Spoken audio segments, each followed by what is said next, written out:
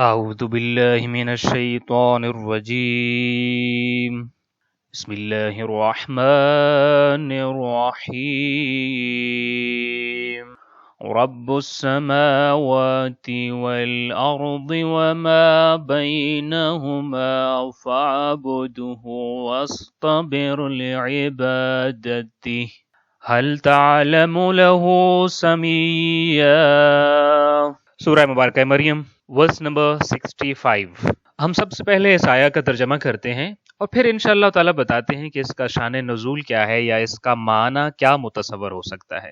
ارشاد قدرت ہو رہا ہے رب السماوات آسمانوں کا رب ہے، والارض اور زمین کا رب ہے، اور تمہارا اللہ آسمانوں کا بھی رب ہے اور زمین کا بھی رب ہے، وما بینہما اور جو ان کے درمیان ہے اس کا بھی رب ہے. فاعبدہ پس اس کی عبادت کرو، وستبر صبر سے نکلا ہے اور صبر کا باب افتعال کا صیغہ ہے. یہاں معنی ہوگا ڈٹے رہو، ثابت قدم رہو، اس کی عبادت کرو، وستبر اور ثابت قدم رہو، لعبادت ہی اس کی عبادت پر ثابت قدم رہو. حل کیا، تعلم تو جانتا ہے، کیا تم جانتے ہو، لہو اس کا، سمیہ کوئی ہم مثل، کوئی ہم نام، اس کی نظیر کا کوئی جانتے ہو کیا تم. پوری آیا کا ترجمہ اس طرح سے ہو جائے گا وہ آسمانوں اور زمین اور جو کچھ ان کے درمیان ہے کا پروردگار ہے، پس اسی کی عبادت کرو اور اس کی عبادت پر ثابت قدم رہو. کیا تم اس کا کوئی ہم نام اور ہمسر جانتے ہو. اس سے پہلے جو آیا تھی اس میں ہم نے بتایا تھا کہ جبرائیل امین جب کچھ عرصہ وحی لے کر نازل نہیں ہوئے تو نبی کریم صلی اللہ علیہ وآلہ وسلم پریشان ہو گئے اور رنجیدہ خاطر ہو گئے. تو جبرائیل امین دوبارہ وحی لے کر نازل ہوئے. اس کلام کا متکلم جبرائیل تھے، یعنی کلام پروردگار تھا مگر اس کا متکلم جو تھے وہ جبرائیل امین تھے، اور انہوں نے بتایا تھا کہ ہم اللہ کے حکم کے بغیر نازل نہیں ہوتے ہیں اور یہ اللہ کا حکم ہوتا ہے اور وہی جانتا ہے اور آپ کو بھلانے والا نہیں ہے. ایک گمان یہ پایا جاتا ہے کہ یہ جو آیا ہے یعنی ورس نمبر 65 یہ 64 کی طرح اسی قول کا جزو ہے جو جبرائیل امین لے کر نازل ہو رہے تھے، اور یہ جبرائیل ہی متکلم ہیں اور جبرائیل امین کی زبانی ہی اس قول کی تکمیل ہو رہی ہے اور ان کی بات مکمل ہو رہی ہے ورس نمبر 65 پہ آ کے. اور یہ بات جبرائیل امین ہی کہہ رہے تھے کہ ظاہر ہے وہ آسمانوں اور زمین کا رب ہے اور جو کچھ ان کے درمیان ہے وہ اس کا بھی رب ہے. آپ پریشان نہ ہوں، عبادت پروردگار پہ قائم رہیے اور اس پہ ثابت قدم رہیے، اور جب پروردگار کا کوئی ہم مثل اور ہم نظیر نہیں ہے تو کون ہے جو اس کو بے بس کر سکے گا. ایک معنی تو یہ بنتا ہے. البتہ مفسرین کا ایک گروپ اور بھی ہے جو یہ کہتا ہے کہ یہ جبرائیل امین کی گفتگو ورس نمبر 64 میں کمپلیٹ ہو گئی اور ورس نمبر 65 میں پھر ڈائریکٹ حکم پروردگار کے طور پر ایک عمومی حکم کے طور پر یہاں پر گفتگو ہو رہی ہے. بظاہر یہ لگتا ہے کہ یہ آیا کا جو سیکونس ہے اور جو انداز خطاب اور تکلم ہے یہ جبرائیل امین ہی کے الفاظ ہیں، جس میں وہ نبی کریم صلی اللہ علیہ وآلہ وسلم کو صبر کرنے اور انتظار کرنے کی تلقین کر رہے ہیں. آپ کا معاملہ ایک ایسی ذات کے سپرد ہے، وحی کا معاملہ ایک ایسی ذات کے سپرد ہے کہ جو آسمانوں اور زمین کا اور جو کچھ اس کے درمیان ہے وہ سب کچھ کا مالک اور اس کا رب ہے. لہٰذا آپ اس کی بندگی کیجئے اور اس کی بندگی میں استقلال اور ثابت قدمی کو اختیار کیجئے. اللہ آپ کو چونکہ اس کا ہم مثل کوئی نہیں ہے، اس جیسا اور کوئی نہیں ہے، تو پروردگار آپ کو کسی اور کے سپرد نہیں کرے گا. جبرائیل امین نے جو تلقین نبی کریم صلی اللہ علیہ وآلہ وسلم کو کی وہ بڑی امپورٹنٹ بھی ہے اور دلچسپ بھی ہے. الفاظ صرف 3 ہیں، فاعبدہ واصطبر لعبادتہ. عبادت پروردگار کو آپ اختیار کر لیجئے اور صبر کیجئے اس کی عبادت میں. اچھا، یہاں 2 چیزیں جو آج کی آیا میں ہمیں انشاءاللہ یہاں پہ رک کے سمجھنی ہے. عبادت ہم جب کہتے ہیں پروردگار کی عبادت کریں تو اس سے فوری طور پہ جو ہمارے ذہن میں چیزیں آتی ہیں وہ ذکر پروردگار ہے، ذکر خدا ہے، نماز ہے، روزہ ہے. حالانکہ اللہ کی عبادت ذکر میں یا نماز اور روزے اور ان جیسی دیگر عبادتوں میں منحصر نہیں ہے. کتنی ہی مثالیں ہیں جو ایون قرآن مجید میں موجود ہے اور ائمہ اہل البیت علیہم السلام اور نبی کریم صلی اللہ علیہ وآلہ وسلم کی مقدس سیرت میں موجود ہیں۔ بعض اوقات تو ان مثالوں سے اندازہ یہ ہوتا ہے کہ عبادت کے کچھ مصادیق ایسے ہیں جو شاید یہ جن کو ہم ظاہری عبادات کا چیپٹر کہتے ہیں ان سے بھی زیادہ امپورٹنٹ بھی ہیں اور زیادہ ان کا پہلو بھاری بھی ہے۔ مثلا امام صادق علیہ الصلوۃ والسلام کے ایک صحابی ان کے پاس آئے تو امام نے ایک دوسرے صحابی کے بارے میں ان سے پوچھا کہ آج کل وہ نظر نہیں آتے ہیں اور وہ کہاں ہیں؟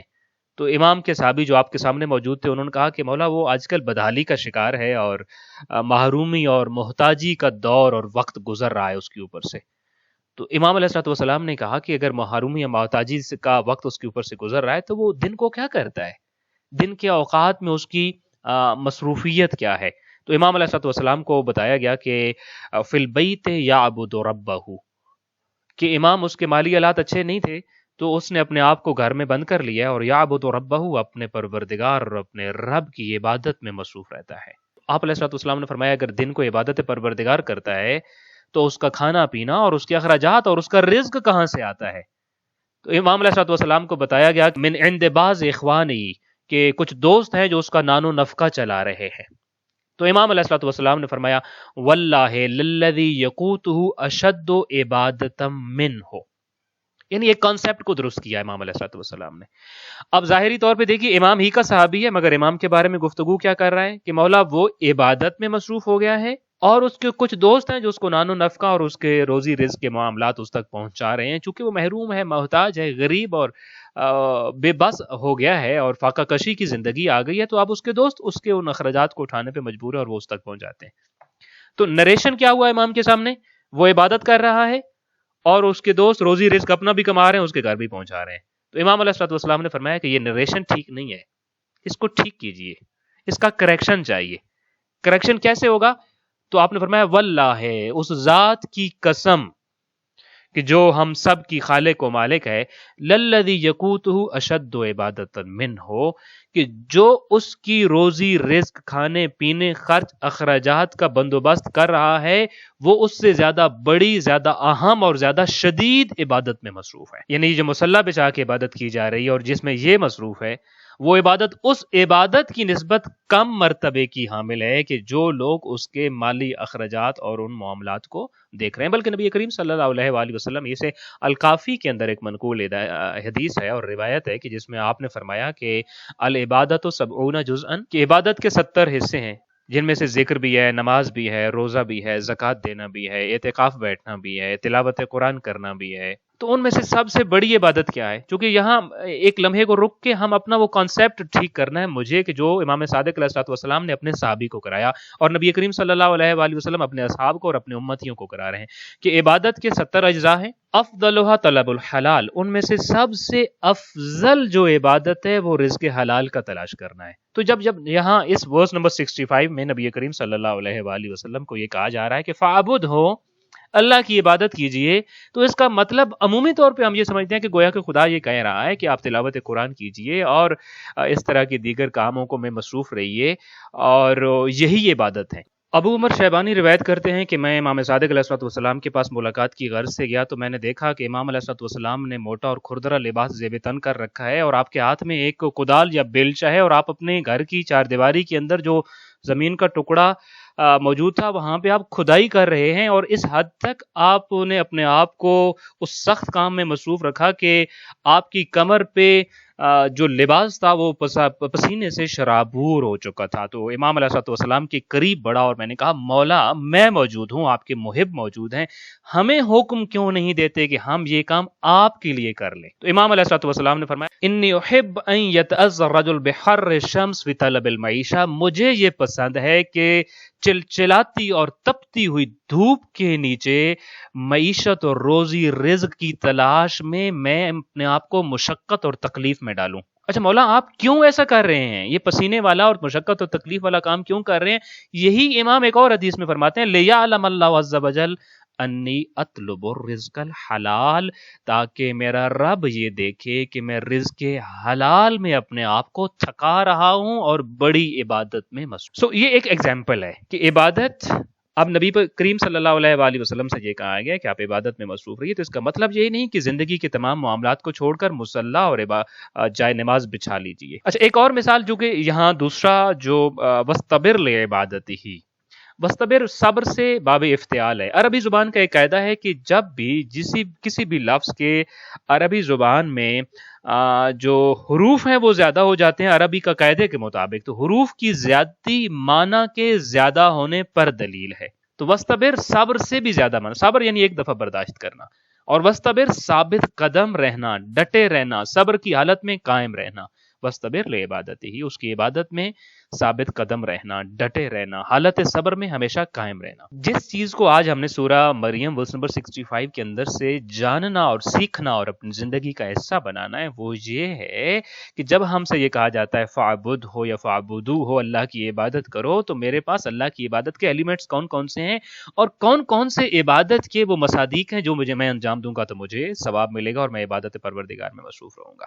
وَاسْتَبِرْ لِعِبَادَتِهِ، عبادت میں صبر کرنا۔ اچھا، خود صبر ایک بہت بڑی عبادت ہے۔ نبی کریم صلی اللہ علیہ وآلہ وسلم سے منقول ہے کہ اللہ نے یہ فرمایا کہ جب میں اپنی کسی بندے پر اس کے بدن، اس کے مال یا اس کی اولاد پر کوئی مصیبت بھیجتا ہوں، ثم استقبل ذلک بصبر جمیل، اور وہ مقابلے میں صبر سے سامنا کرتا ہے، حالات زندگی ان حالات کا سامنا صبر کے ساتھ کرتا ہے۔ تو اللہ یہ فرماتا ہے استحییت منہ یوم القیامت ان انصب لہ میزانا وانشر لہ دیوانا، مجھے حیا آتی ہے کہ جس پر میں نے مشکلات بھیجی وہ دنیا میں صبر کرتا رہا، قیامت کے دن میں اب اس کے لیے میزان قائم کروں اور اس کے لیے نامہ اعمال پہ اس کا فیصلہ کروں اور اس کا نامہ اعمال لوگوں کو دکھاؤں، مجھے اس سے حیا آتی ہے۔ یعنی صبر اتنا بڑا ثواب کا حامل عبادت کا ایک ایلیمنٹ ہے کہ خدا کی ذات فرماتی جس نے یہاں صبر کر دیا، شاید قیامت کے دن میں اس کے لیے میزان ہی قائم نہ کروں، شاید اس کے نامہ اعمال کو کسی کو دیکھنے ہی نہ دوں کہ اس کے نامہ اعمال میں اور کوئی برائی تھی یا نہیں تھی، کوئی نیکی تھی یا نہیں تھی۔ عبادت کا لازمہ، اور یہ روایت جو آپ کے سامنے عرض کر رہا تھا یہ شہید ثانی نے مسکن الفوائد میں عرض کی ہے نبی کریم صلی اللہ علیہ وآلہ وسلم سے روایت کر کے، وَاسْتَبِرْ لِعِبَادَتِهِ، یعنی اپنی عبادت میں صبر سے کام لیجئے، ثابت قدمی سے کام لیجئے۔ یاد رکھیے عبادت کا لازمہ صبر ہے۔ اب جب بھی میں عبادت انجام دیتا ہوں، ہم عبادت انجام دیتے ہیں، تو صبر اس کا ایک لازمی اور جزو لا ینفک ہے، لازمی حصہ ہے۔ عبادت اگر مثال کے طور پہ اگر ہم ذکر خدا کر رہے ہیں، نماز میں، روزے میں، تلاوت قرآن میں مصروف ہیں، تو ہم در حقیقت مبارزہ بنفس کر رہے ہیں، یعنی اپنے نفس کے مقابل کھڑا ہے۔ ہمارا نفس ہمارے مقابل ہے، ہم اس سے اس وقت کیا کر رہے ہیں؟ حالت صبر میں ہیں، اس کے مقابلے میں حالت صبر میں ہیں۔ لیکن اگر جہاد وغیرہ اور اس مبارزے میں ہیں، پھر ہم مقابلہ ہے طاغوت میں، یعنی یا تو ہم نفس کے مقابلے میں کھڑے ہوتے ہیں عبادت کی حالت میں، یا طاغوت کے مقابلے میں کھڑا ہوتے ہیں۔ یہ مقابلہ جاری ہوتا ہے۔ جب بھی آپ حالت عبادت میں ہیں، آپ کے مقابل شیطانی طاقت وہ طاغوت ہو سکتی ہے، وہ کوئی اور باطل طاقت ہو سکتی ہے، کہیں کوئی نہ نظر آئے تو آپ کا اپنا نفس ہوتا ہے۔ مقابلے کے لیے صبر لازمی ہے، اور ہر مقابلہ پھر ثابت قدمی کا تقاضا بھی کرتا ہے، اور ثابت قدمی صبر ہی سے ممکن ہے۔ لہذا اس سے اندازہ ہوتا ہے کہ کسی بھی عبادت کا لازمی جزو صبر ہے۔ اسی کی تلقین کی جا رہی ہے کہ اے میرا نبی، جب تو جانتا ہے کہ تیرے خدا جیسے اختیارات اور کسی کے پاس کوئی نہیں، اور یہ وحی الہی اسی کے اختیار میں ہے اور وہ تمہیں تنہا نہیں چھوڑے گا، تو صبر کا دامن ہاتھ سے نہ چھوٹنے دینا، اس کو تھامے رکھو، اس کی عبادت میں ثابت قدمی پیدا کرو، اللہ کی ذات اس سلسلے کو دوبارہ جاری رکھے گی۔ آج انشاءاللہ تعالی ہم نے سورہ مریم کی اس آیا میں یہ بات سیکھی ہے کہ عبادت صرف ذکر پروردگار یا چند ایک محدود چیزوں میں منحصر نہیں ہے جن کو ہم فروع دین کا نام دے لیتے ہیں یا چند ایک عبادتوں کا نام دے لیتے ہیں، بلکہ عبادت کا چیپٹر اس سے زیادہ وسیع ہے، اور انسان جہاں اپنے پروردگار کی راہ پہ چلنے کے لیے کہیں بھی سٹرگل کر رہا ہوتا ہے تو در حقیقت وہ عبادت پروردگار میں مصروف ہوتا ہے۔